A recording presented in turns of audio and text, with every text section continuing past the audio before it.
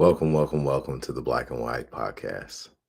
They call me Ferdinand, the bringer of balance, leader of many disciplines, and one of your hosts of the Black and White podcast. And I'm here today with my brother, Tim Pop.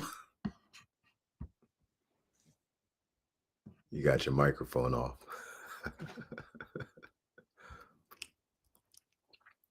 Your microphone's off. So we've got our standard greeting that we do like that, and I'm not going to repeat it. But we have a lot of fun with that. Sounds like we're announcing in a boxing ring or something. So it's always a lot of fun. He and I, that's how we greet each other when we talk to each other on the phone. Not every day anymore. For a long time, it was every day, but very, very frequently. So I always have a lot of good times with talking with Ferdinand. He's got a very expansive mind. He's a self-made man. He's educated, very educated in what he does. But that's actually quite a few different things. We served at the same time in Iraq, had similar career paths. We both worked with cameras, told stories, what was going on in the country there. And we both had that experience together. Reconnected at the beginning of last year, and I went down and spent some time with him. We talked on the phone so much. It was for the wide variety of topics. And this is a guy now he's 18 years younger than me, but such a wide experience in life, and we have so much in common. It's just absolutely amazing. And sometimes I get a little frustrated, when I'm talking to people, because I tend to talk fast, or I go a little deep on subjects. But the fun part is when I talk to Ferdinand, we're neck and neck. I mean, we just have the same mentality. We have the same outlook on a lot of things in life. And I really have appreciated the time that we've been able to spend together on the phone. And then I spent a week down there, and here we are finally doing our podcast. And it's, we talked about it for a long time. This is the second one, the Black and White podcast. Thank you very much, Tim. I really appreciate that. And I enjoy the conversations that we have as well. I've learned a lot from you. And I got to big you up as well, man. When it comes down to building, when it comes down to being able to conversate, being able to handle situations. I've seen you in action. And it's very special, what you have in ability and knowledge and wisdom, so I appreciate that as well. So for everybody out there, this is a Black and White podcast. I'm Ferdinand. This is Tim, and we're in episode 2. We're going to be talking today about North versus South, socioeconomics and race, right? There's some differences still to this day when we talk about North versus South. And then there's a lot of changes that are happening within socioeconomics and race because of we have identity situations that are going on right now, right? We can touch a little bit about that today. We've got changes in finance. Things are getting a little more expensive. There's also being a major turnover in the type of energy, right? Fossil fuels, quote unquote, not being used as much, right? So as this wealth turns over and as technology is changing, this is impacting socioeconomics heavily. Also, in lots of ways, it's having a certain type of impact on race. What do you think, Tim? Yeah, well, we're certainly seeing a lot of changes, and we've got there's a few things that we definitely want to cover. I'd like to get into some personal experiences of mine, which we'll cover here in a little bit. But absolutely, just with what's the changes that we're seeing, I think now, before we go back into a little bit of the history of it, is I think that there's a push for a division in people. And it used to be maybe more racially motivated, pitting black against white people. So there would always be that kind of angst that's going on. Now they're doing it. It's being done, and it's done on purpose to have there be conflict between races, but also even just take a look at the encouragement of putting division between people in general. Democrats versus Republicans, for example. Any place that there can be division where we spend more time arguing, and sometimes arguing about just things that we can't do anything about, not in the ways that that's going to make any difference, but we argue about them, and we're made to be given this emotional push in our minds that we need to defend ourselves. We need to defend our position. And that's where that conflict comes from. Now, all of that, in my opinion, is meant to be a distraction, that distraction to keep us from having unity and that's I keep pushing about that. I got laughed at. I said, why? Yeah, I said, can we just get along? Is that possible? I had people actually clicking in, ha ha ha, laughing at me like, yeah, right, like that'll ever happen. No, seriously, can't we get together and see each other as human beings? Because that's really all we are. We're all human beings. So it doesn't matter if there's maybe a different belief system, Democrat and Republican. It's good to have checks and balances, or centrist, which I personally identify as. And color, what difference does color make? We all have blood red, it runs through our veins. It's we're the same. We're the same species. So why should race make a difference? Why a little bit of a different formation of our heads or our noses, or different eye colors, and different facial structures, bone structure, and different skin color? What difference does any of that make? In reality, I don't think it makes a difference. We're making it make a difference because we're being pushed to. Absolutely. And I appreciate you concluding with that, because that's what I was going to touch on, is that this is engineered. This is an engineered race war.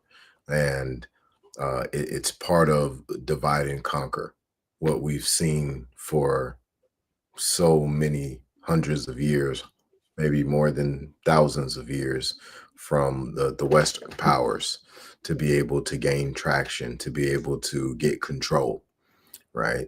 So it's it's hard to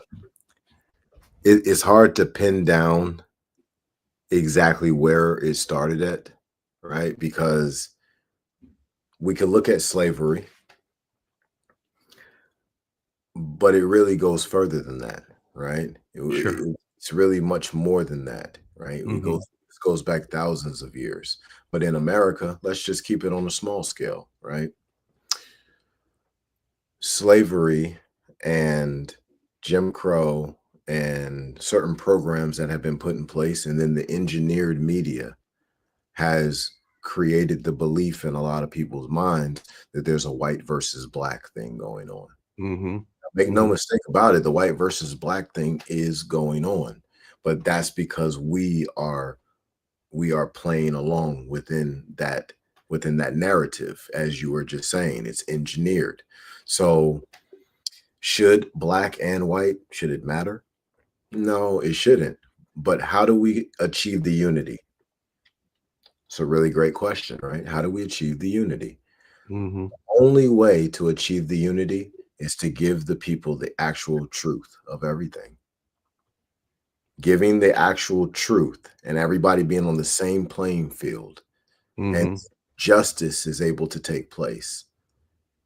Then what happens is unity can take place. But there's a certain amount of let's say a storm that has to happen. Yeah. I'm kind of curious I don't remember that we ever talked about this, but one of the things that they had in division, my eyes are watering. One of the things that happened, I think, that was where there was a lot of division, and it was used, I think, so improperly, just the way it was said, the way it was expressed. It was, and then when I saw black people interviewed, what do you think about this? And they said, that doesn't make any sense at all to me. And this is black people. I'm talking about Black Lives Matter. And like, where does the statement come from? Of course, all lives matter. Yes, Black Lives Matter. Yes. But why are you bringing it up? Why are you talking about it?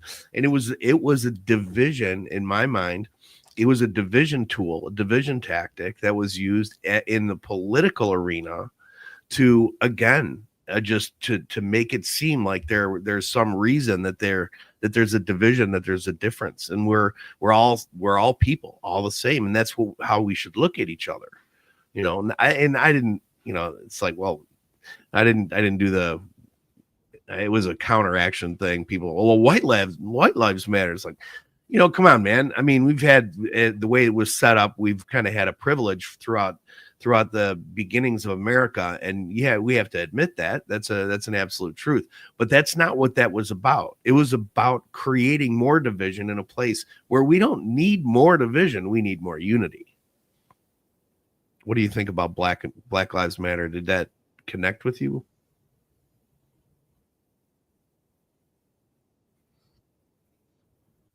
The Wi-Fi is looking like it's a little shaky over here right now. Hopefully, yeah, you're they're not watching. Kind of pixelating a little bit, but you know, man, yeah, it's hopefully that. Yeah, I'm up, looking at it on Facebook, sometimes we have these little Wi-Fi waves.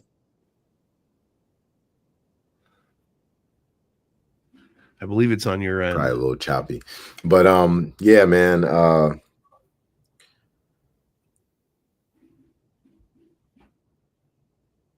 So with Black Lives Matter, right? Let's touch that. That it's in my opinion, it's a subservient type of name, and in my you know, from my opinion, I have a problem with that name. Yeah. There's no Black lives, number one. There's no such thing as Black people. However, to say that there are Black people and to say that Black Lives Matter, that would say that you an endangered species or something, in my right opinion. And right. I don't think that this is necessary. I think that when it comes down to a person's life mattering, all they got to do is live their life, and if they live it in righteousness and in purity, they'll never need to tell anyone their life matters. Their life will just exude the energy of mattering. So I don't necessarily agree with the organization. The mission is, you know, I think that they could achieve more if they went about things a little bit different. You know, and I'm not trying to bash Black Lives Matter at all. But when you ask me about it, you know, I'm looking at the accomplishments, and you know, it just seems like a lot of resources that was utilized to not achieve much for the people. There's a lot of things that could be achieved for the people with very little amounts of money, like the Black Lives Matter or 100 Black men or a number of other melanated organizations within America could achieve with a small amount of money, but they would need to go about it in a systematic way, right? To actually help these children and help whoever they're helping to build foundation first. A lot of the times we're skipping steps. See, when we skip steps and you try to build something real fly and dope, but you try to build it on the wrong foundation, it's not able to handle that weight. Now it eventually crumbles.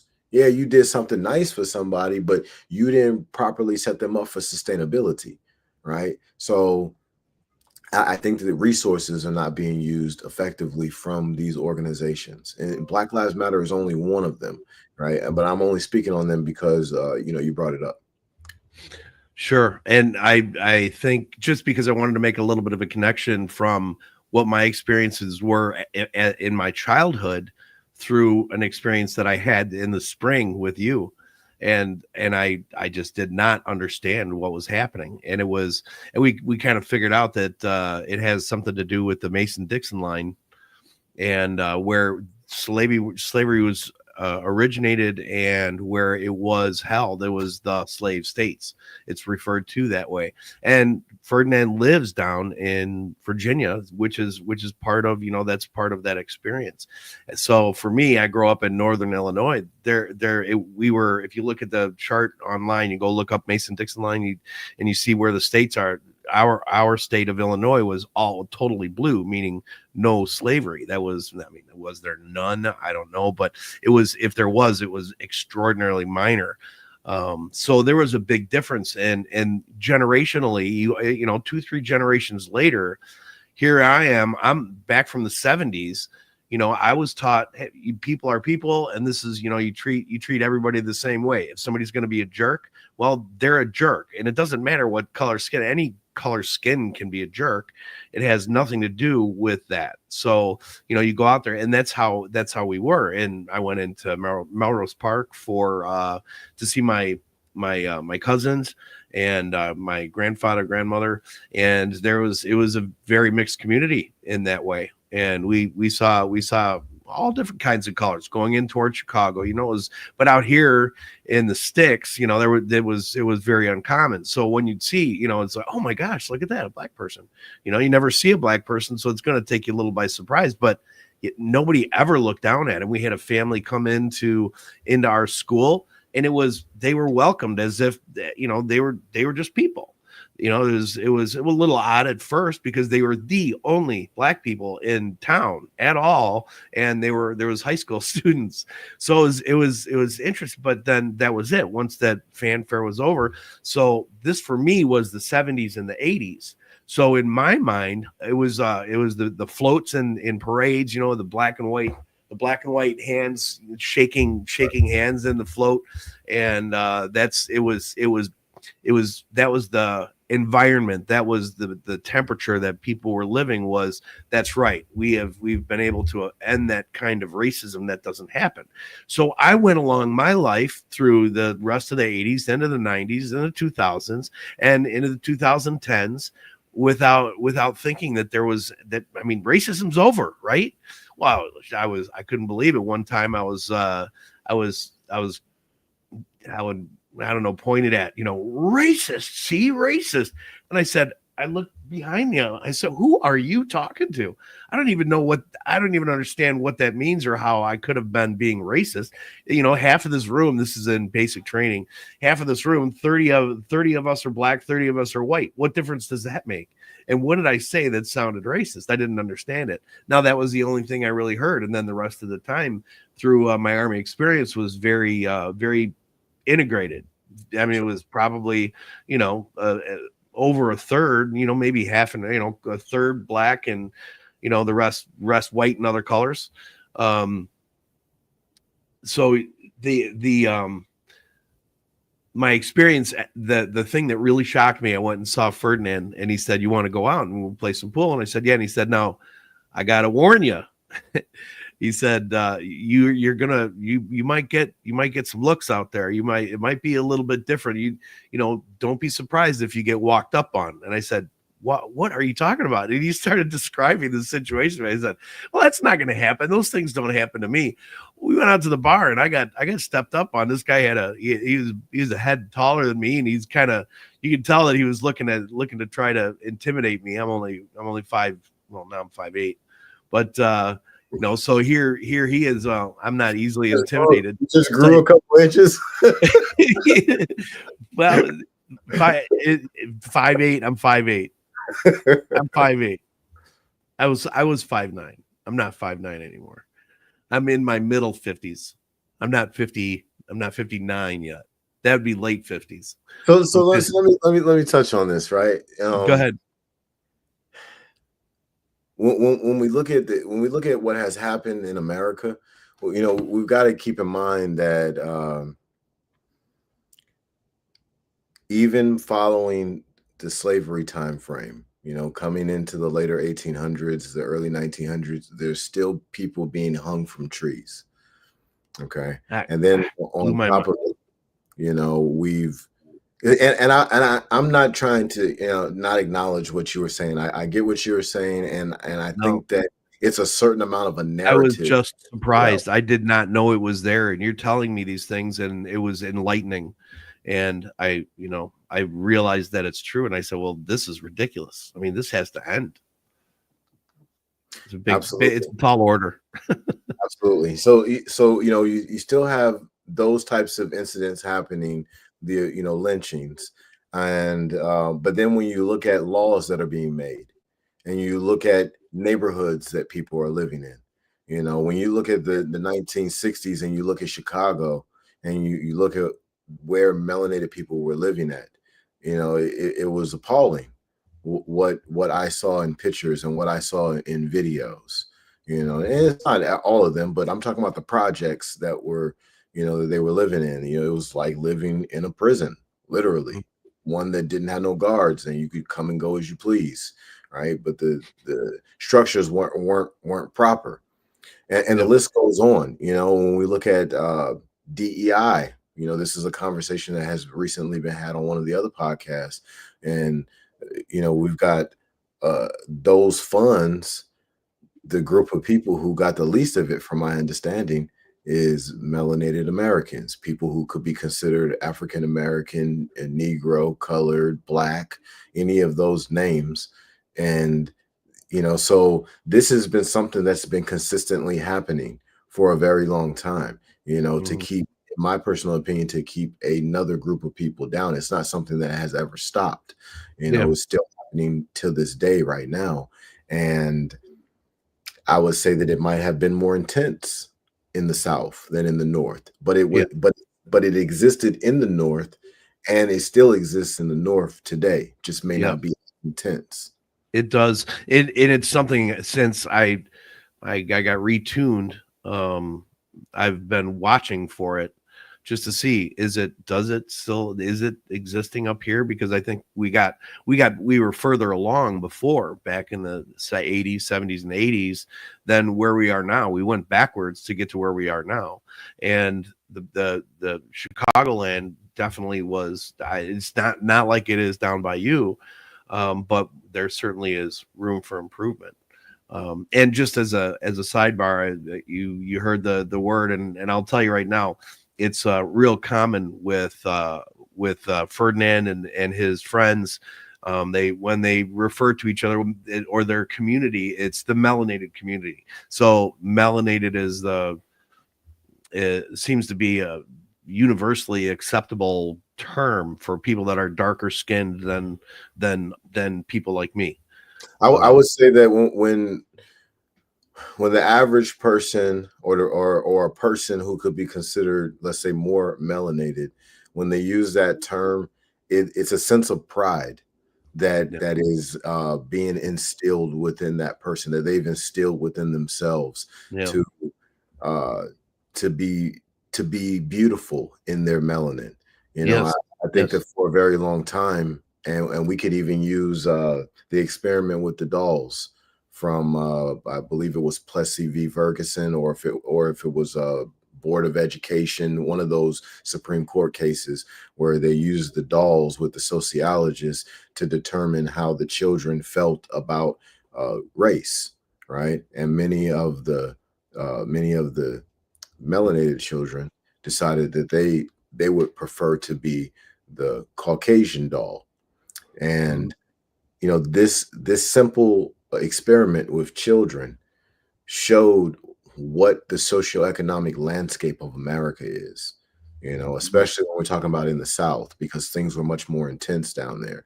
Things in the South were so bad that my mother, she's from Philadelphia, Mississippi.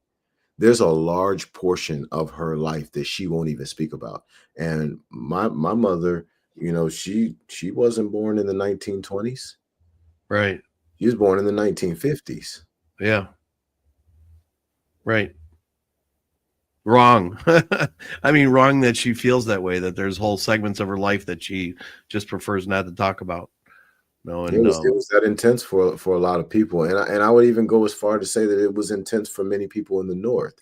You know, mhm. there's a movie that came out some years ago called 12 Years a Slave, right? Well, this guy who's the star of the movie, he's he's a violinist. He's really good at it. He's a teacher and everything. He's teaching people how to do violins, doing his own concerts and all that. He's like the Jay-Z of his time. You know, he's the Jimi Hendrix of his time, right? And he gets tricked into going after a contract that's, you know, bigger than anything he normally would have. And then he gets drugged with some wine and he gets kidnapped and taken down south. Well, this isn't someone who lived down south and just kind of went through that. This is someone who was in the north, right? Mm. And these types of things happening were very common, you know, because we're not living in a time, we weren't living in a time then where, you know, there was digitized records and all this other kind of stuff, you know, to be able to easily find somebody and Right. Yep. biometric cameras everywhere that's Mhm. checking out your face and your bone structure and all of this. No, back then, you know, if somebody took your papers, they say, "Hey, produce your papers." You produce your papers, and they say, "Oh, okay." um, Smith and Wesson says, "Come with me."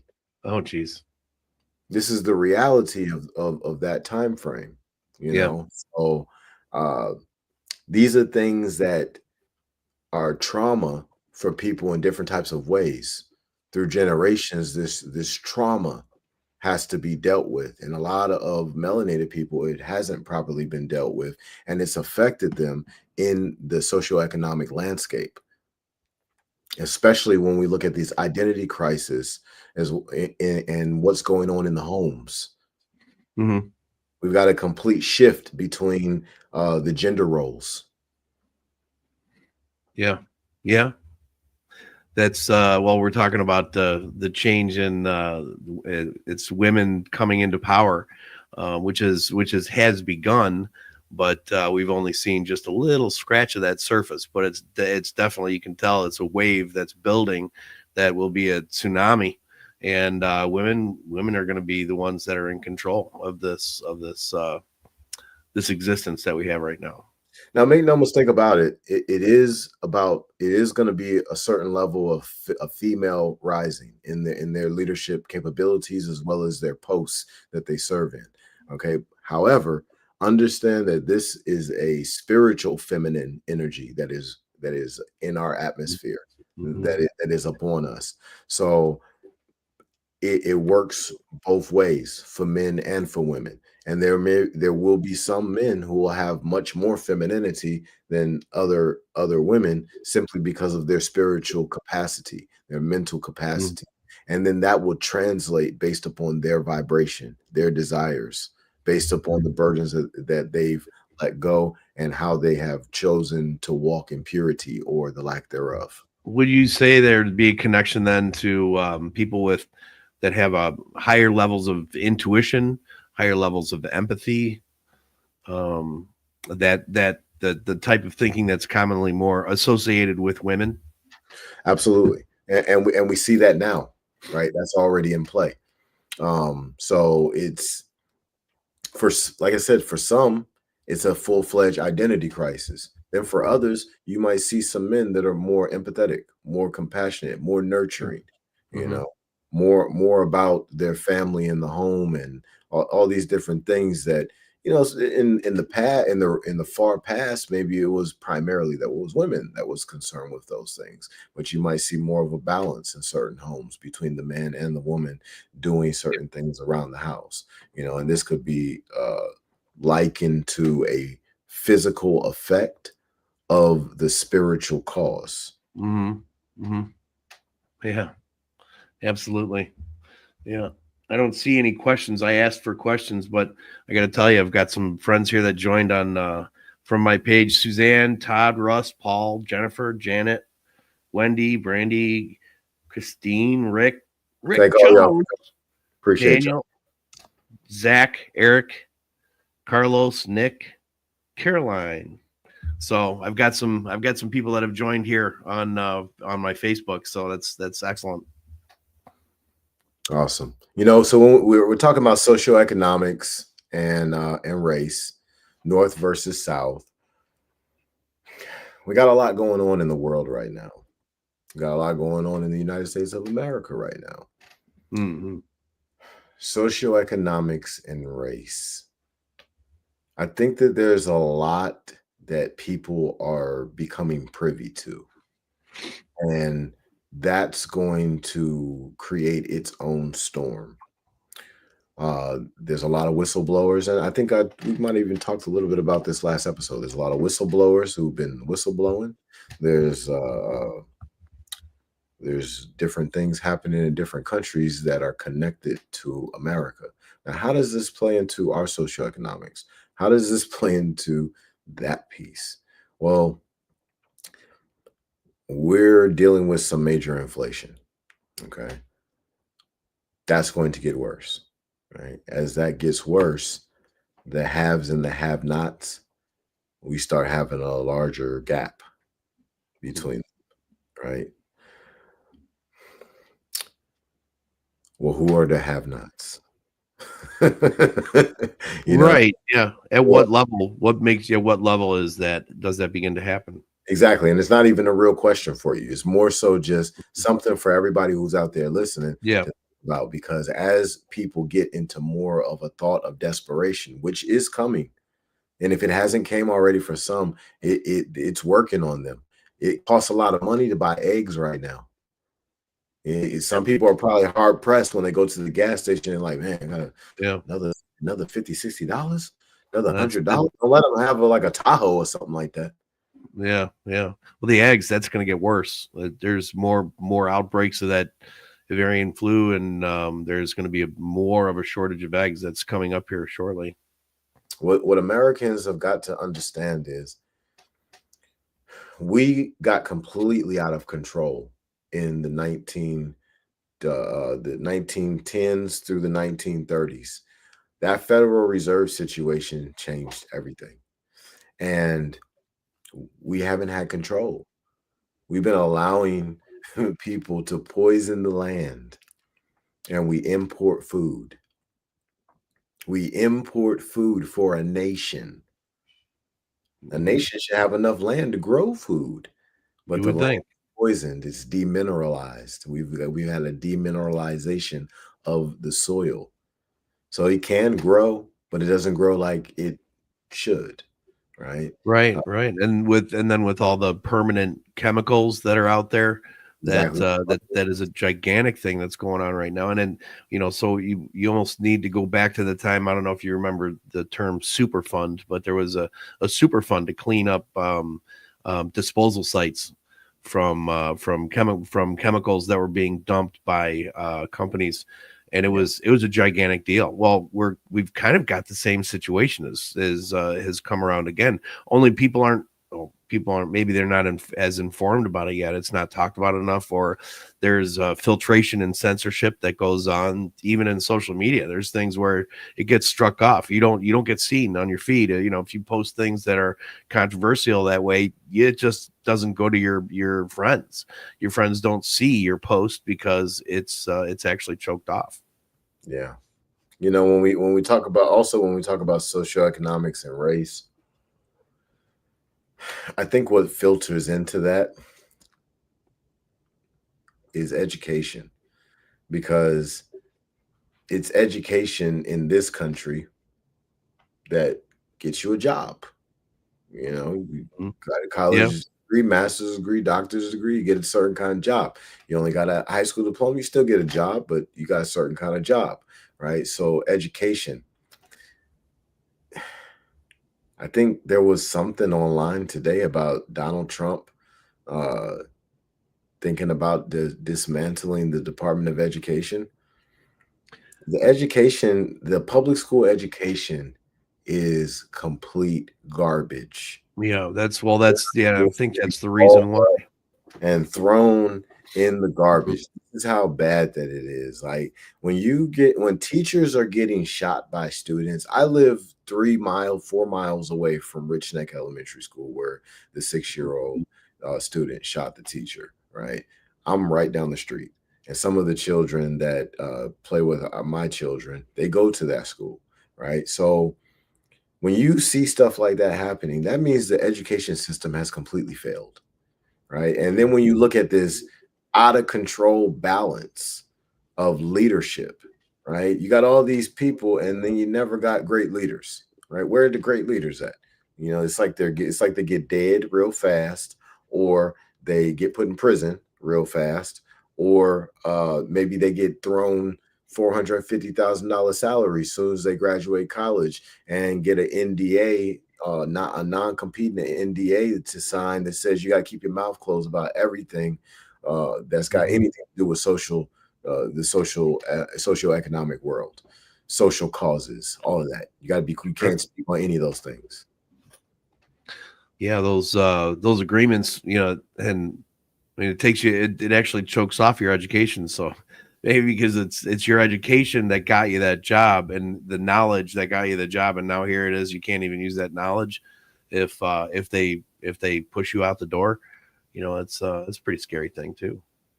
Well, more so what I'm saying about the leaders being in that type of a space is, if you've got somebody who's earning $450,000 a year, he's 27 years old, or he's 32 years old, or he might be earning more than that. He might be earning a million, 1.5 million, right? And he's just this super talented leader. And then you put him in a position where he cannot be a part of any type of social situation, like let's say like a Black Lives Matter. He can donate money to it, but he can't be a spokesman within it. He can't, you know, he can't speak for them at all.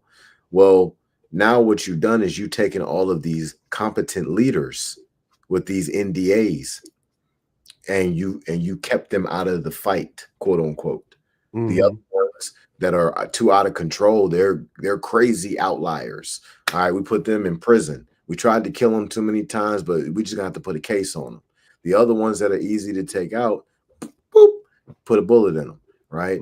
And this starts to create a certain type of issue within the socioeconomic landscape of those communities of people, because see, there's a certain amount of balance that's got to happen, right? So you got to have a bonehead birthed the same time you got a messenger.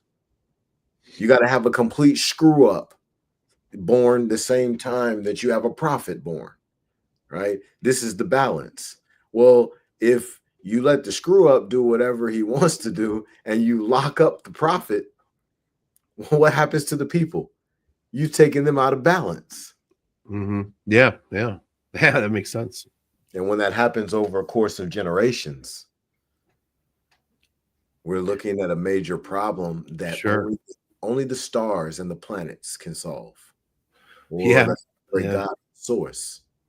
Right. Well, and even, I mean, all it takes is one generation, really. I mean, if everybody all of a sudden shifts their thinking, and they're thinking in a different direction, that's what they're going to teach their kids. So here it is, one generation later, and the entire landscape changes. And it can be, you know, philosophy about education, religion, about socioeconomic status and what those things mean.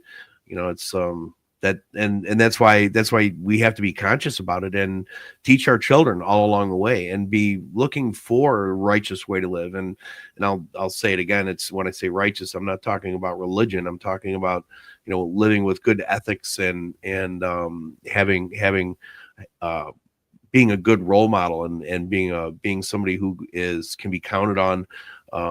You've got all of those elements that go into it. What's the ones that you always say, the six pillars?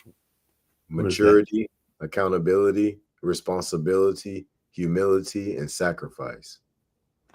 There they are. And those pillars, if that's something that we integrate into our heart and soul and mind, and express to others, teach our children, when you see somebody, yeah, sure, you hold the door. You know, it seems like such a simple thing. You know, it's just a nice little courtesy, and you hold the door for anybody. You know, and it's funny. Some people are almost offended. Like, what do you? I don't need you to hold that door for me. Like, hey, relax. I'm just trying to be kind. That's all. You know, people want to be so combative, and I don't understand that. It doesn't make any sense to me. Well, we got to keep in mind the algorithm, right? So this is the beauty of sacred geometry. So within the sacred geometrical algorithms of life, we can see why certain effects are happening. We can kind of understand the cause, right? So one of the things that I talked about in the podcast, I think it was yesterday or Monday, was about the 8 trauma reactions, right? So sometimes we'll see resistance in some which way, shape, or form in conversation, and that often has to do with us hitting a trigger on somebody, Mm, more than likely on accident. Didn't even do it on purpose, but when we hit that trigger, it it activated something within them, right? They didn't want to, they haven't did the proper work they needed to do, the proper shadow work that they needed to mm, do. So now they've either got to be trauma abstinent, they got to be trauma resistant, or they got to create a trauma bond, right? And these are just 3 of the 8. And so trauma abstinence is a person who detaches, mm, once the triggers are hit too many times or just one time, they detach. Then you got the person who goes to who they're triggered, and then they got to create a bond with someone who is of like mind in that space. um, mhm. and then you got the trauma bond, you got the trauma abstinence, you got whichever of the other ones I said. But anyway, there's the Well, those kinds of things, it's if it happens once, if you're a strong person, it happens once, it's not going to affect you at all. If it happens twice in a row, it's going to be something that you maybe you think about, but it doesn't change your behavior. You hear it a third time, and you have a repetition of that kind of trauma, it becomes something where it's imprinted into your mind. We talked about neuro linguistic programming, and that is something that can change a person from one kind of a person into another kind of a person just in a relatively short period of time. And I think that has to be something that's considered very strongly, that we're careful about, that we don't do these things to our children, and that we don't do these things to each other. The words do make a difference. Words can hurt. They can make a long-term change, and you can do it for the positive, or you can do it to be destructive. Absolutely. And this is a big reason why it's important to understand the law of suggestion. The law of suggestion will really, really help a person to shape themselves into what they decide to be. And Hmm. then if they have an idea of what they want their children to become, then they will use the law of suggestion to build themselves into that. And then their children will see the example, they see the demonstration. And because of how the law works, what we experience in repetition, we become. Now what happens is the child starts to imitate that demonstration, right? So this is what's needed to heal communities. When we look at North versus South, socioeconomics and race, we're looking at we're looking at a need for improvement. The motto that Trump has is "Make America Great Again." Um, what we need to do is make each home great again. Each mother and father need to make themselves great again. And in this space of improving each home, now we're rebuilding a nation effectively. A nation at its core is 3 things: mother, father, child. This is a nation. We got a nation up there in Huntley. It's called the House of Pop. Hmm. This is the house of Thomas Bay, right? This is a nation. I'm an emperor. My wife is an empress, right? That Hmm. Lainey is an empress. Tim Pop is an emperor, right? This is a nation, right? 2 different nations that have come together to give truth to the people, right? But this is what we need to build in each home. Each home needs to be its own independent nation with mother, father, child, or children, multiple, Mhm. right? And they build that unit strong. And once each of these families become of one mind of righteousness and purity, this is where healing is. Mhm. On purity, I mean, it seems like we always come back to this, talking about nutrition. The problem with much of the food today that's out there, if you go to a typical grocery store and buy typical food off of a typical shelf, you're getting depleted. There is no nutrition. The nutrition is depleted from a lot of those foods. And if it's easy and makes it something where, well, we can put this together real fast. It's better to give them something than nothing. I mean, you can't send them out on an empty stomach. But if you're taking a look at the ingredient list, and there's a whole lot of things in there that you can't pronounce, you maybe ought to rethink that a little bit and start, just pick up more, even just picking up more food from the produce section. Not saying that there aren't some problems that go along with that, with the sprays and so on that they put on it, but that the idea is, and the whole point of this is, that what you put into your body is going to change the way you think and feel. It's going to change your mind. So if you're not eating in a healthy manner, there's going to be some negative effects that happen in your life. So how can you be that nation? How can you be that centered, focused, intelligent, capable, and responsible family if you're not putting and fueling your body with proper foods? Yeah.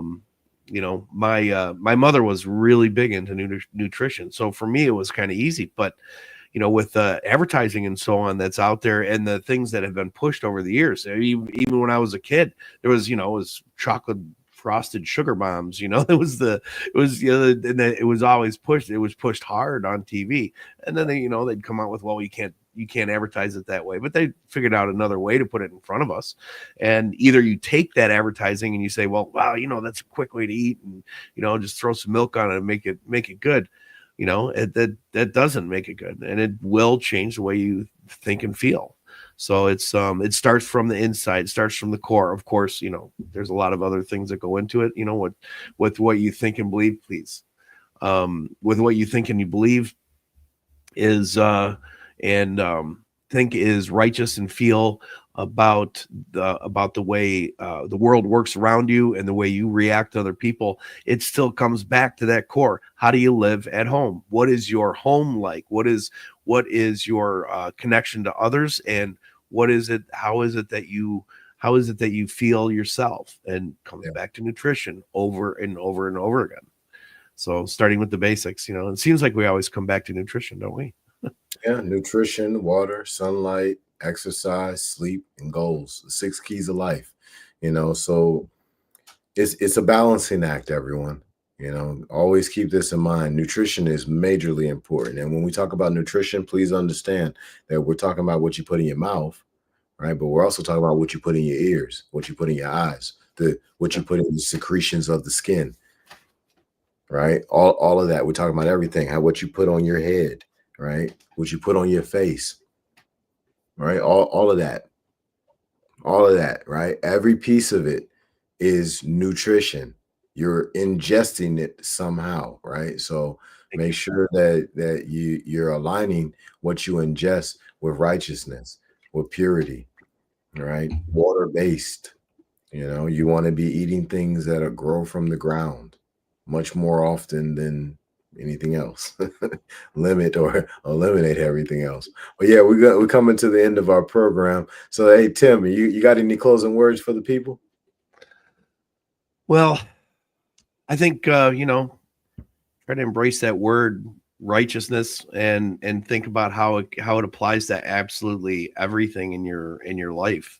Obviously nobody's perfect. I mean, the way I was taught when I was young, and in a way to look at it, we're all sinful creatures, and the point is that nobody's perfect, and we do make mistakes. But if you strive to do things better and make improvements, and look at the way you treat other people and the things that you say, I mean, do you treat one group of people differently than you treat another group of people?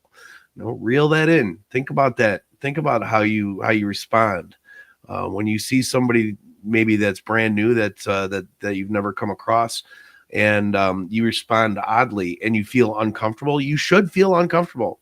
if it's something that you said that was wrong, well, think about what would be the right way to say it. Think about how you would address your own mother, how you would address, your a great friend that you've had for a long time that you haven't seen for a while. You don't just give them a hard time right away.